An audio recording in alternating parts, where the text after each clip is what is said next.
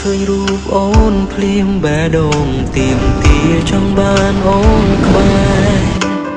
ចង់បានស្រងមានមេថ្នាក់ថ្នមគៀងកាហើយចិត្តស្រឡាញ់មួយនេះវាធំធេងពិបាកនឹងបរិយាយពិបាកប្រាប់ចំឡើយពីបេះដូង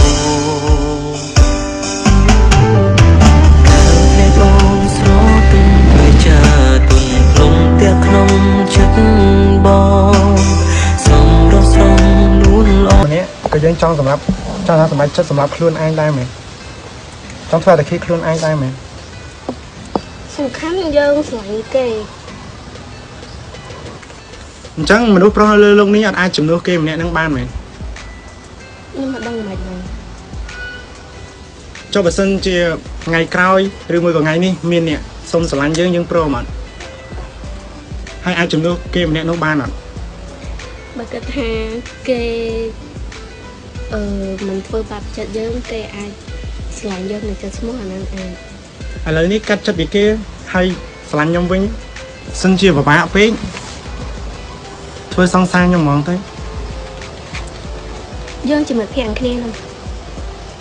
មិត្តភក្តិហ្នឹងឯងស្គាល់ពីទូតរៈយើងច្រើនប្រសើរជាងសង្សារយើងធ្វើបាបយើងរាល់ថ្ងៃហើយពេលឲ្យខូចចិត្តម្ដងមានខ្ញុំនឹងឯងនៅក្បែរយើងធ្វើសង្សារគ្នាសាកសិនក៏បានមិនតែមិត្តភក្តិធ្វើជាសង្សារអូយគិតច្រើនម៉េះគាត់តែសាកសិនទៅបើសិនជាថាមិនត្រូវខ្ញុំអាចល្អជាងគេម្នាក់នោះទៀតមិនដែរមានអីខុសគ្នាទាន់តែមិត្តភក្តិរបៀបមិត្តភក្តិសង្សាររបៀបសង្សារហើយឥឡូវយើងសម្រេចចិត្តមិន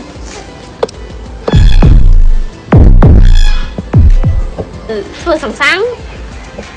អត់មានកំណត់ទេធ្វើរហូតក៏បានកំណត់ទេក៏បាន